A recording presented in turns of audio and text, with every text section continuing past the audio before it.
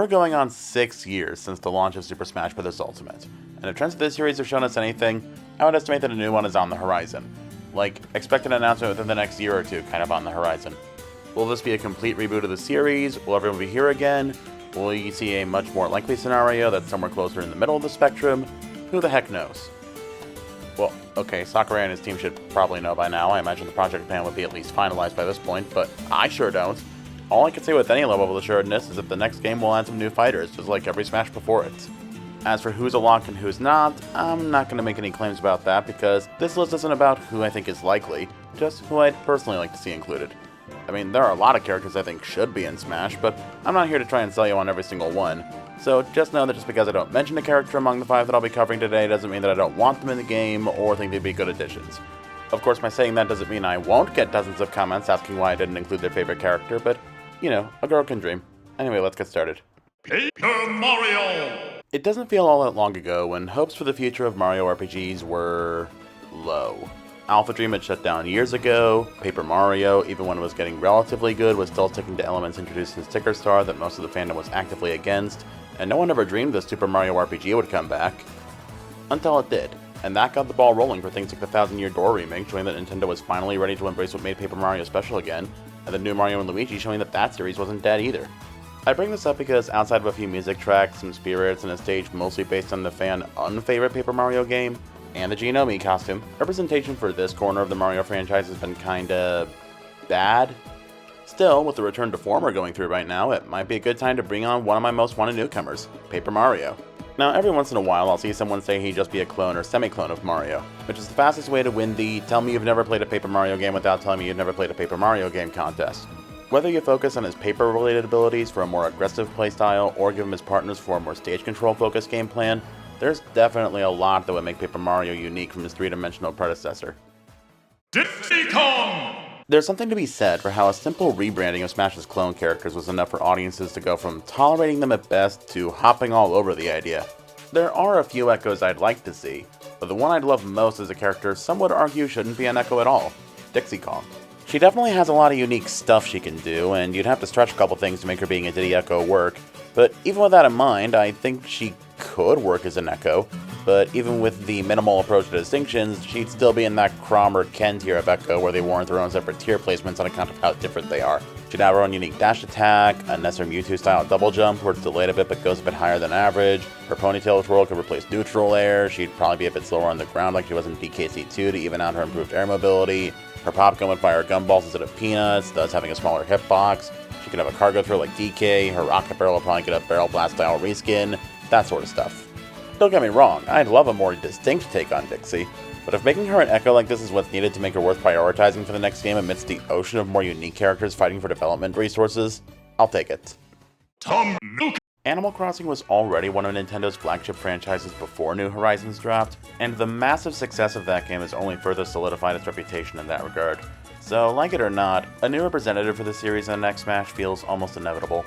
Now, as someone who tried out New Horizons for a while when it was new, and admittedly decided from that experience that Animal Crossing wasn't her cup of tea, I wasn't entirely sure of how to make a character from that series particularly interesting or worth adding from a gameplay perspective. But then an idea clicked for me that I think could work. If you look outside of Smash at some other popular platform fighters that have cropped up in the past few years, there's a certain archetype of character, a subclass of the sort of level-up character you see in other fighting games that's emerged that I'm not sure has a name, but I like to call them the Moneymakers. These are guys like Shovel Knight in Rivals, Business Casual Man in Slap City, Finn in Multiverses, and Mr. Krabs in Nick Brawl 2, for example. These characters earn in-match currency with their attacks, and collect it to either buff themselves as their money count increases, or spend the money they've made on new moves and upgrades. For as much steam as this kind of archetype has been getting within the platform fighter genre, Smash doesn't really have anyone to represent it with, and I can't think of a better fit for it than Tom Nook. He could have a pocket move like Villager and Isabelle, but instead of throwing the opponent's projectile back at them, he'd convert the projectile to money based on its strength. Then he could use one of his other specials to pull up a shop menu where he could buy powerful items to use for a different special. He could also take some Mr. Krabs inspiration by having some of his normals make use of a money bag that makes the opponents drop money on hit, meaning he wouldn't be completely reliant on Pocket to make bank. Like I said before, another Animal Crossing character feels very likely to me, so I hope they at least have some X factor like this to bring something new to the table. Adol Brixton! Adol is a character you may or may not be familiar with, so here's some background. Before the days of Final Fantasy and Dragon Quest, a company called Nihon Falcom led the charge on the JRPG marketplace. Xanadu was their first mega-hit success, and it was the game that inspired them to keep going with RPGs. The Legend of Heroes came out of this push, and that led to the now popular Trail series, but right alongside those was one of the earliest defining works of the action RPG genre, Ys. And almost every Ys game has started the same protagonist, the serial adventurer Adol Christin. Now, if you haven't played these games before, you'd be forgiven for looking at this guy and not really being sold on him being part of the Smash cast. Aesthetically, he definitely comes across as sort of Fire Emblem core, but make no mistake, the boy's got sauce. The early Ys games already give him some pretty solid options for normals, but for specials and additional mechanics, we can look at how the series' core gameplay has worked from Ys 7 onwards, giving him loads of skills he can pull out, an extra skill he can use once his extra gauge is filled, as well as Flash Move and Flash Guard for some risk versus reward mechanics, making him an aggression-focused character who might not have the easiest time killing, but can get some serious momentum going with the right opening. Of course, however they handle his gameplay, a point of appeal that's arguably just as big is that he could serve as a vehicle for other Falcom content to get its long overdue representation in Smash. The music in particular is easily some of the best in this entire medium.